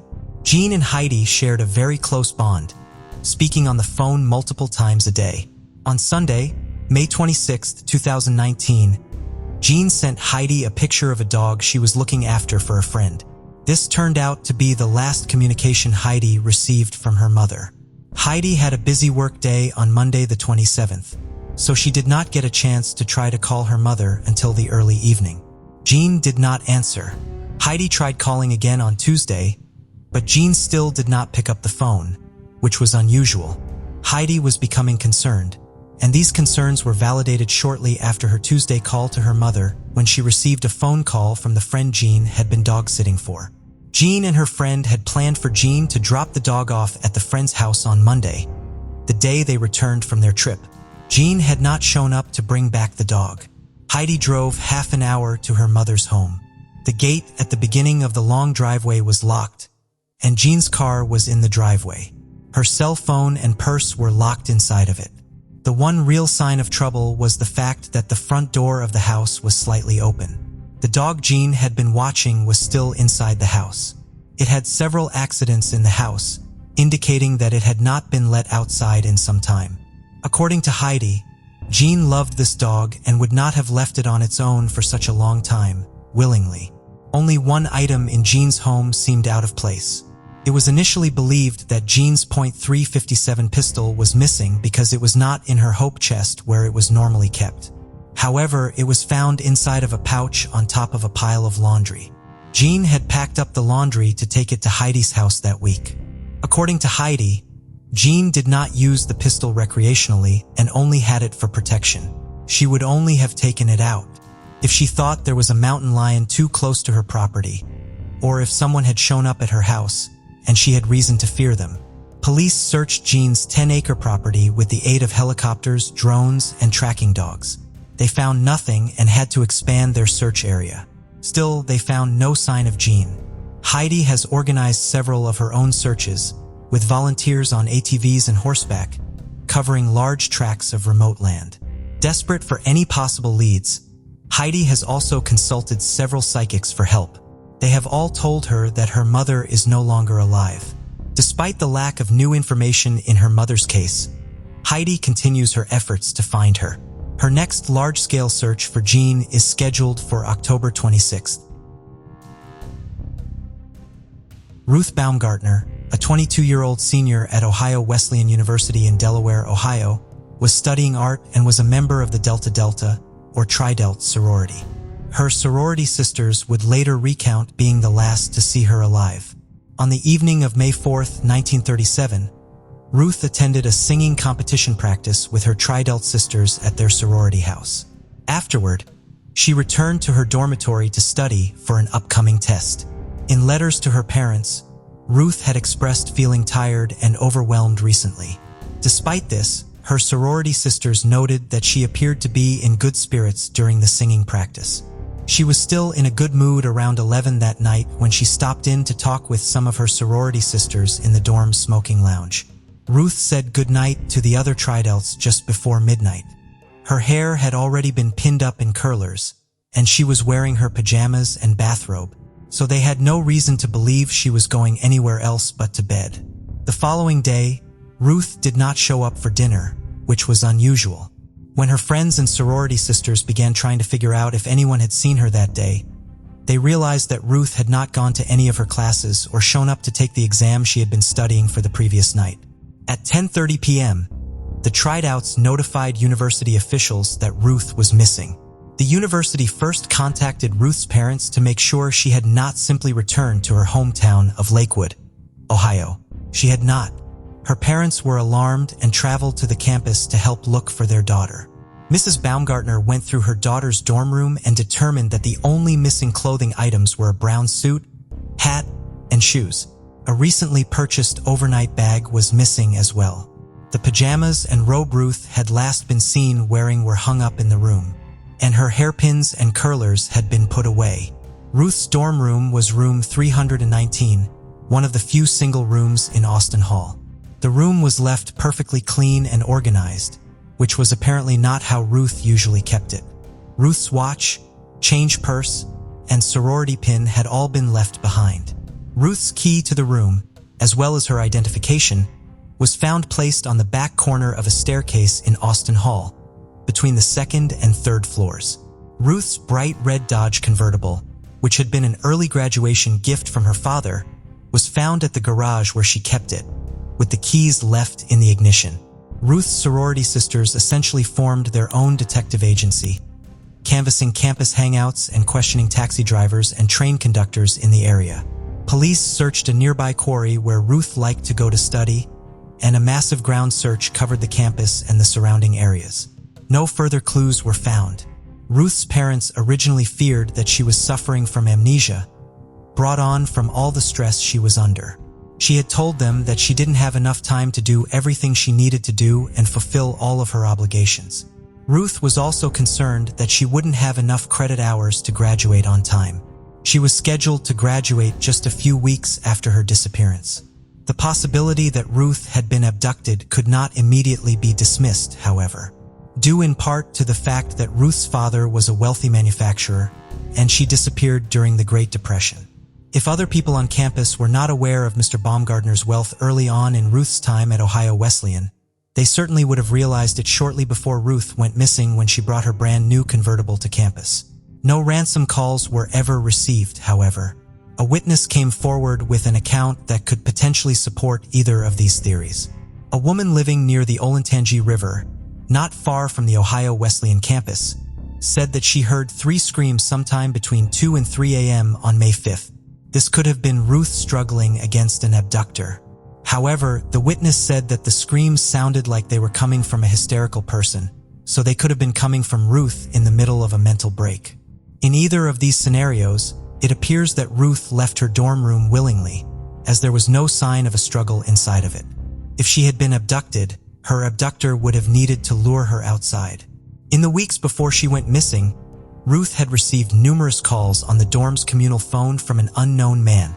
On several occasions, other students living in the dorm had answered the phone. They described the man on the other end of the line as having a high-pitched voice. Ruth was not always in the building and available to come to the phone, but she is known to have taken at least 2 of these calls and seemed happy after speaking to the unknown. This, of course, led to speculation that Ruth had run off with a secret boyfriend. Ruth's family and friends rejected this theory because she was happily engaged to a man named Bud Moore back in Lakewood. There were several unconfirmed sightings of Ruth alone in Delaware and other nearby cities in the days after she went missing, but there were also unconfirmed sightings of her hitchhiking with a young man, leaving open the possibility that Ruth had chosen to be with a man her parents may not have approved of and left her life behind to be with him. However, she would have had at most only about $5, roughly $87 in today's money, when she left. Alternatively, she could have thought she was running away with someone she loved, but the person she was meeting actually had criminal intentions. News of Ruth's disappearance spread across the country, and potential sightings of her were called in from seemingly every state. The notoriety of Ruth's case did complicate it because it brought forth leads from people just looking to entangle themselves in the popular news story. At least one woman on the East Coast, and possibly a second, went to the police falsely claiming to be Ruth. In 1938, Booker Johnson, who was being charged in an unrelated crime, claimed to know what happened to Ruth in a bid to get a reduced sentence. He claimed that he and his 3 co-defendants in the case had picked up Ruth, who had thought she was going out on a date with one of the men. They then drugged her and trafficked her. This story was revealed to be a lie when authorities realized that Johnson and the other 3 men he implicated in his story had all been incarcerated on the day Ruth went missing, and had been for some time prior to it as well as for some time after it. In 1939, Ruth's parents asked that the official police investigation be closed. This decision opened the Baumgartner family up to suspicion and speculation. Rumors flew that Ruth had been discovered, married to someone of a lower social status and therefore disowned, or, more popularly, that her parents had her institutionalized for some sort of mental health issue and did not want anyone to find out. In a 1940 article in which she discussed the toll not knowing where Ruth was continued to have on her parents, Ruth's sister dismissed these allegations. The Baumgartners had hired the Burns Detective Agency to look for Ruth. It is possible that they were simply unhappy with the lack of results in the formal investigation, and did not want police interfering with the investigation of the private detectives. Ruth's mysterious disappearance still remains unsolved. Trisha Writler was a bright and affectionate 19-year-old freshman at Indiana Wesleyan University in Marion, Indiana. She was studying psychology with the goal of one day helping to mend fractured families. On March 29, 1993, a surprisingly warm day in Marion, Trisha, who loved running, went for 2 separate runs to enjoy the weather. That evening, she dedicated her time to writing a term paper in her dorm room. Around 8 p.m., Trisha took a break from her studies and decided to walk to Marsh Supermarket, which was just half a mile away. There, she purchased a root beer and a magazine.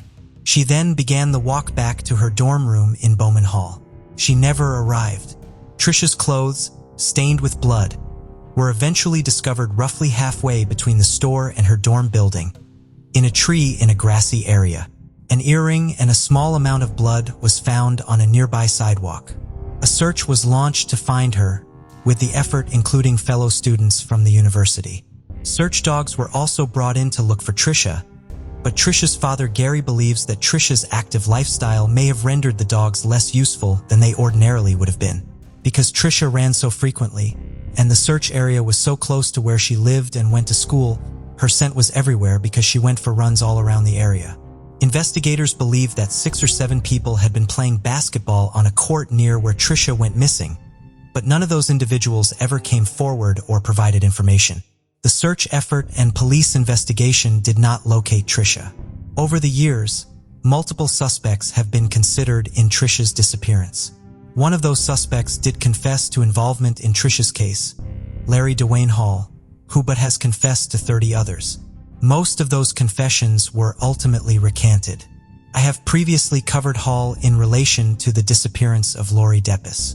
Like in Lori's case, Hall had newspaper clippings and notes about Trisha's disappearance in his vehicle. Like in Lori's case, he confessed and offered to tell authorities where she was buried, but a search of that area, in Trisha's case, near a reservoir in Grant County, Indiana, found nothing. Hall later recanted his confession in Trisha's case. In 2017, he admitted to retired Marion police detective J.K. that he made up the confession to get attention. No physical evidence has ever been found to link Hall to Trisha's disappearance. 5 years after Trisha went missing, a red sunset maple tree was planted in her memory in Sable Park, near where she vanished. To mark the 25th anniversary of her disappearance, a memorial was constructed on the Indiana Wesleyan campus. Trisha's parents and 3 siblings still go out to dinner every year on February 9th to mark Trisha's birthday. While they do not believe that she is alive, they still hope to be able to find Trisha and give her a proper burial, both so that they will have some answers about what happened to her, and so that they will have a place to go to remember her beyond the memorial on campus. By December 22, 1975, most of the students at Illinois State University in Normal, Illinois, had already gone home for winter break. 21-year-old Carol Rolfstad, however, had not yet gone back to her family home in Elk Grove Village just outside of Chicago. She had a job in a clothing store near campus and wanted to work a few more shifts during the pre-Christmas rush. After work that day, Carol stopped at a bar to meet a friend. They did not stay very long because Carol was traveling back to Elk Grove Village that night. Carol and her friend left the bar together and began walking home. Their routes diverged along the way, with Carol heading to the Delta Zeta sorority house. She never made it inside. The following day, around noon, Carol was discovered unconscious outside of the sorority house, badly beaten. It was estimated that she had been there for 12 hours. She was rushed to the hospital, but passed away the following day, Christmas Eve, due to the head injuries she had sustained. Police could not find an obvious motive. There was still money in Carol's purse, and she had not been sexually assaulted. 2 members of Carol's sorority had been inside the house that night, but reported that they had not seen or heard anything out of the ordinary. An 18-inch long railroad tie was found near the house and was hypothesized to be the murder weapon. The sorority house was close to train tracks, so it could have been a weapon of relative opportunity. A witness came forward saying that they had driven by the sorority house around 10 p.m. on the night of December 22nd and had seen 2 white men, one of whom was carrying a club outside of it. The witness was able to help develop a sketch of one of the 2 men. They believed him to be between the ages of 18 and 25. Carol's murder was not, unfortunately, her first encounter with violence at the sorority house. On July 16, 1974, at approximately 3 a.m., a man cut the sorority house's phone line and entered the house via a fire escape. He began strangling Carol, but she was able to fight him off enough to get out a scream. He then threw her against a chest of drawers and ran out of the house. Carol suffered a broken nose from being thrown, but was not otherwise seriously injured. She was unable to provide a description of her attacker because it had been dark in her room, and he was never identified. An arrest was made in Carol's case in 1977. The suspect, who had a long history of mental illness, confessed to the crime. However, he later recanted that confession, and the charges against him were dropped. In 2001, evidence from Carol's case was sent to the FBI laboratory for new testing. Fingerprints were discovered on one of the items that had been sent. What that item was exactly has not been publicly disclosed, and the normal police have only identified it as a personal item that belonged to Carol. The unknown fingerprints did not match any in the FBI database. They were compared to at least one suspect the normal police were considering, but again, there was not a match. Carol's case remains unsolved, but is still an open investigation. Holly Grimm was born to Jeanette and Richard Grimm in 1972. She developed a passion for bowling during her teenage years and frequently played on weekends with friends. A dedicated Dale Earnhardt fan, she worked in Allen, Oregon, near Macungie, Pennsylvania. Holly had a close bond with her mother, often speaking on the phone before heading to work. They both lived in the Red Maple Trailer Park, and although Holly didn't know many neighbors, she was particularly close to Tammy. Holly and Tammy often coordinated dropping their kids off at the school bus stop together in the mornings. On the morning of November 22, 2013, Jeanette became anxious when Holly didn't answer her calls, which she tried 3 times. She drove over to Holly's trailer and saw that Holly's car was still in the driveway. She had a key for Holly's trailer, so she flung open the door and was stunned as there was complete silence. When she walked inside, she observed a coffee mug on the floor and an ashtray on its side beside the couch, and immediately felt a chill run down her spine. She was stunned when she discovered that Holly's asthma inhaler was still on the nightstand. She knew that Holly never left the house without her inhaler. As quickly as she could, she left the trailer. As soon as she re-entered the vehicle, she sensed that something was awry. She went to Holly's boyfriend's house in the hopes of finding her there. But when he informed Jeanette that he hadn't really seen Holly recently, things became more serious. Jeanette heard it and was silent. Something suddenly entered her thoughts. She phoned Holly's office in some hope, but she was informed that Holly had never shown up for work and had also never called to let anybody know she would be on a break. Jeanette was worried as many unwanted views were emerging in her mind. She immediately contacted the Macungie Police Department as she was left with no option. The police arrived quickly and without wasting a second, Jeanette briefed them on everything and gave them Holly's trailer keys. Holly's car keys were on the floor by the front entrance, and her glasses were on the coffee table when the officers entered the trailer. As they looked around the trailer, they saw a coffee stain that was still damp. A lone black button was discovered as well, which went with nothing in Holly's wardrobe when they checked. As they looked around some more, they saw that the rear door of the trailer was open and that there was no evidence of forced entry. But there was a brilliant crimson stain outside the entrance. After being tested, it was revealed to be human DNA, but it wasn't Holly's. The forensic examiner said the fact that it hadn't been exposed to any changes in its surroundings suggests that it was only recently left on the door, which was useful information. When police told Jeanette about this, she said that Holly never left the home that way and that the back door was always closed. It was clear to the police that the trailers were packed in closely together. They decided to find out whether or not any of their neighbors had noticed anything unusual. The policeman approached the trailers close to Holly's and started questioning the residents there. Holly's close friend Tammy was the first to speak with the police because of their strong friendship. Tammy told the police that, as always, she and Holly waited for the bus together that morning. Tammy said that after dropping their kids to the bus stop and the light conversation, the two of them then went their separate ways to their trailers. After that, Holly went to her car and got in. But just after a minute, Holly got out of her vehicle and walked towards her trailer as if she had heard something. She then stopped and turned her head as if she had heard something behind her trailer. She looked for it but seemed to see nothing. After a while, Tammy came out and heard a loud thud coming from Holly's trailer. Holly's vehicle was still in the driveway, which was out of the ordinary given that Holly always departed for work before she did. Despite these strange events, she did not take any action or notify anyone. When the police couldn't find Holly's phone, they called AT&T for assistance. The company said that Jeanette had called Holly 3 times, as she had already told the police. They said that the phone was still active and indicated that Holly was heading northeast. But after that point, they were unable to determine the phone's location. According to them, maybe it was turned off. Maybe it was destroyed. The police now decided to go in depth into Holly's life. When they went to Allen, Oregon, where Holly worked, everyone was shocked about what happened to Holly. But when they questioned some of Holly's co-workers, they informed them about something strange. They told the police that their colleague, Michael Horvath, was running very late that morning. According to them, Michael Horvath was very punctual. The police then decided to look for Michael. But when they took an in-depth look at his life, many strange things emerged.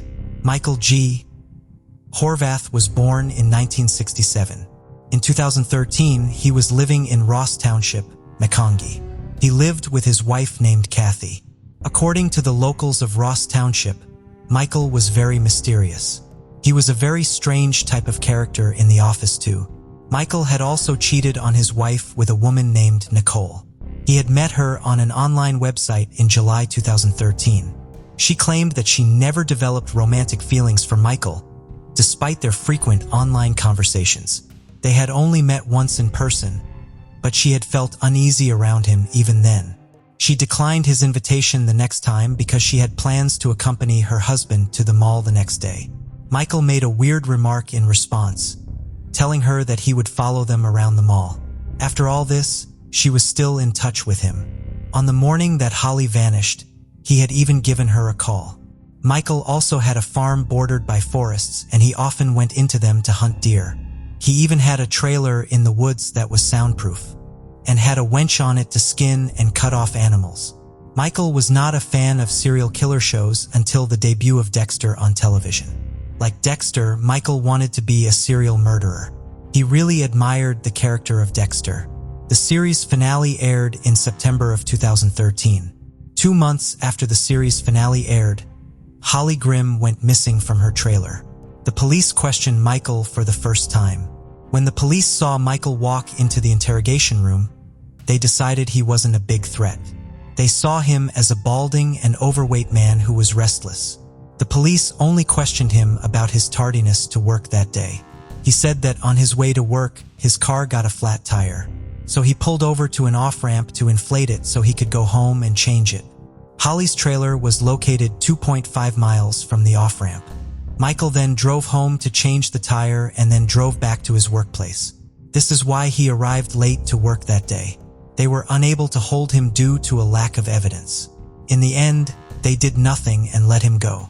In March of 2014, after working for more than 20 years, Michael decided to leave his job at Allen, Oregon. The police were still in the search of the missing Holly Grimm, and when they heard about Michael leaving his job, they decided to keep an eye on him. Finally, in August of 2015, police spoke with Michael's wife, Kathy. They talked to her about the day Holly Graham went missing. She said that when she arrived home from work, she found Michael's dirty shoes in the bedroom and the lights on, and thus, it was established that Michael had missed a day of work. She added more in her statement and said that she had seen Michael doing something in the but she wasn't sure what he was actually doing. Not long after that, Kathy was rummaging around in the garbage when she came upon a bottle of chloroform. She also discovered the date books he used to keep track of Holly's whereabouts. When she found them, she was completely broken, but she confessed all this to the police. But even after all this, she was certain Michael was innocent and incapable of committing a crime like murder. In March 2016, the police came up with an idea. They left a paper message on Michael's truck's windshield.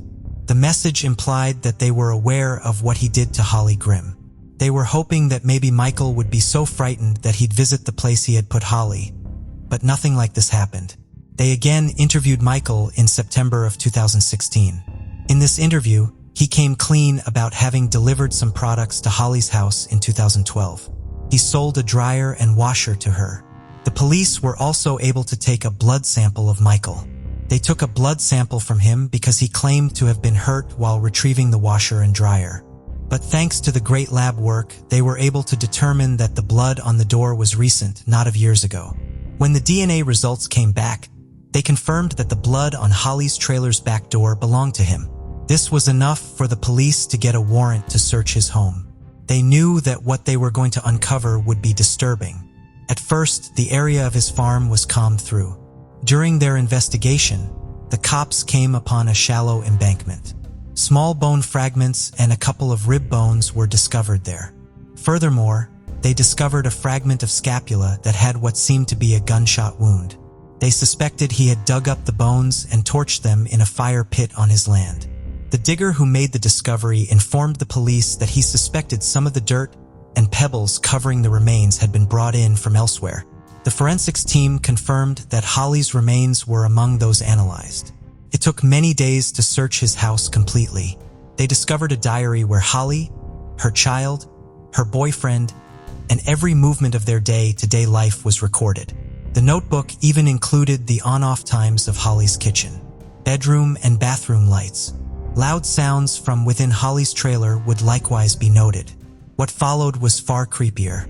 He'd drawn a map of all the shadowy spots in the area around Holly's trailer. He even had pictures of Holly from where he'd gone to her home to deliver the products. Police also discovered photos of Holly's bedroom. They were taken from when he had entered the trailer while Holly was not home. It wasn't over yet. The diary also tracked the whereabouts of other women, including a high school student he had been pursuing. They discovered lockpicking tools that he had used to get inside the trailer. They also found multiple pairs of handcuffs, a bottle of chloroform, and stun guns. A gun which police believed to be the murder weapon was also discovered. Among his possessions, law enforcement discovered disturbing images of women being rendered, which was titled Hunting Humans. Holly's mother, Jeanette, raised Holly's child, but she passed away in March 2017 after Holly's body was found. She found her daughter, which must have brought her some solace, but she did not live to see justice rendered. The trial of Michael Gene Horvath finished in June 2022 with a guilty verdict. The prosecution was seeking the death sentence, but it took another 3 months for the final sentence. On September 8, 2022, Michael Horvath was sentenced to life in prison in Monroe County. After hearing the sentence, Michael said, "I am sorry for their loss, but Judge, I did not commit this murder and I am going to fight this till the end." What do you think of the sentence of Michael Horvath? And what are your views on the final statement of Michael?